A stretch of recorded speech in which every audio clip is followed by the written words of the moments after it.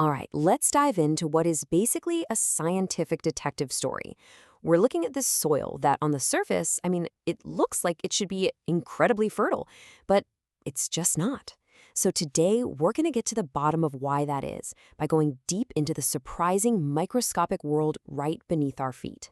So we're heading to southeastern Mexico. We're talking about a huge area, over 6,000 square kilometers, covered in these really acidic soils.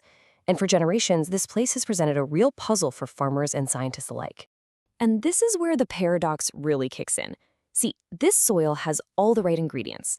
It's really clayey, which usually means it's great at holding on to water and all those good nutrients. Plus, it's packed with organic matter. Basically plant food. On paper, this should be an absolute agricultural goldmine. But it isn't. Not even close.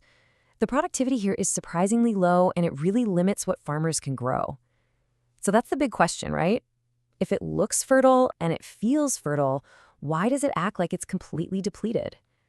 That is the mystery a team of researchers set out to solve. Okay, so before we go any further, there's one key concept we gotta get our heads around. It's called cation exchange capacity, or just CEC. Now, the easiest way to think about it is like a battery for the soil. A soil with a high CEC, that's a powerful battery. It can hold and supply a ton of nutrients to plants. But a low CEC, well, that's a weak battery, one that just can't hold a charge. So to figure out why the soil's battery was so incredibly weak, the scientists knew they couldn't just, poke around on the surface.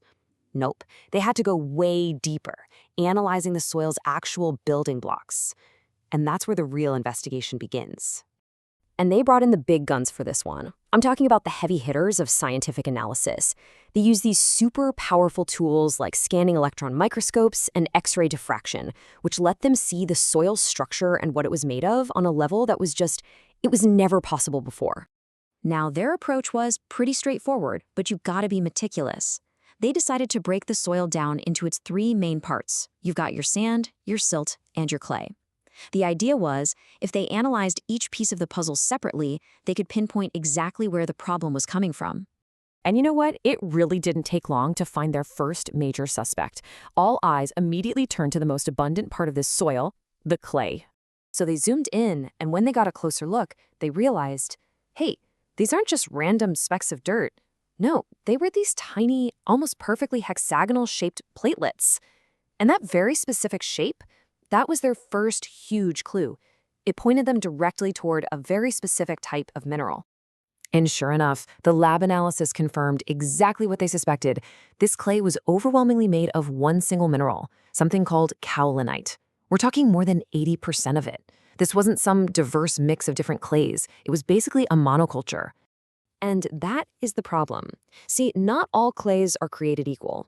While some are like that high-capacity battery we talked about, kaolinite, well, it's what scientists call a low-activity clay. Its chemical structure just makes it inherently terrible at holding on to nutrients.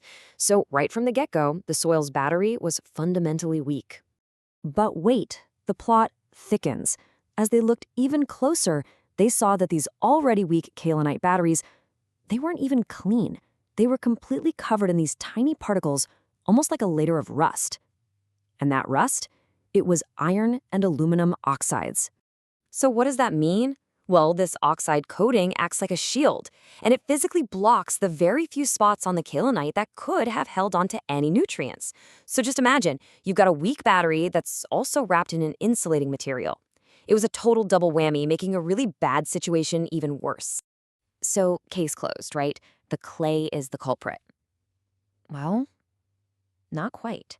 The investigation took a really unexpected turn when they started looking at the other parts of the soil, especially the sand. Okay, so first they checked the silt, and it was no help at all. Silt is supposed to be the soil's long-term reserve of key nutrients, right? But the analysis showed it was seriously lacking in essentials like calcium and magnesium. So, yeah, no backup power coming from there. So that left the sand. Now, in soil science, sand is usually considered, well, kind of the boring part. It's just tiny bits of rock, It gives the soil structure, but it doesn't really do much chemically. It's supposed to be inert. But then they saw this.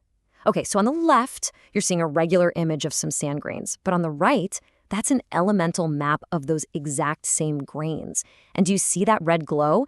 That's the signature for carbon. There was actual organic matter physically stuck to the surface of the sand. This is something that absolutely no one expected to find. I mean, this was a huge discovery. The sand wasn't inert at all. It was chemically reactive, forming these really unique organo-mineral complexes. Now, this finding didn't exactly solve the main fertility problem, but it added a completely new and fascinating layer to how this whole soil system actually works. So, with all the evidence gathered from the problematic clay, the empty silts, and the surprisingly active sand, the researchers could finally deliver their verdict on this very paradoxical soil. So, here's the final breakdown. The clay, which should have been the hero of the story, was actually the main culprit. It was a weak battery made even weaker by that oxide shield. Then you have the silt, which offered zero help because its nutrient reserves were basically empty. And finally, the sand was the wild card, revealing this hidden chemical reactivity that honestly opens up all sorts of new avenues for research. And ultimately, this whole investigation drives home a really powerful point. You just can't judge a soil by its texture, by how much sand, silt, and clay it has. To truly understand what it's capable of, you have to look deeper at its hidden mineralogy and geochemistry. And that really leaves us with a final thought, doesn't it? I mean, this was a story about soil, sure, but the principle applies almost everywhere. From ecosystems to economies, even to our own bodies. What other incredibly complex systems are we fundamentally misunderstanding, all because we're only scratching the surface?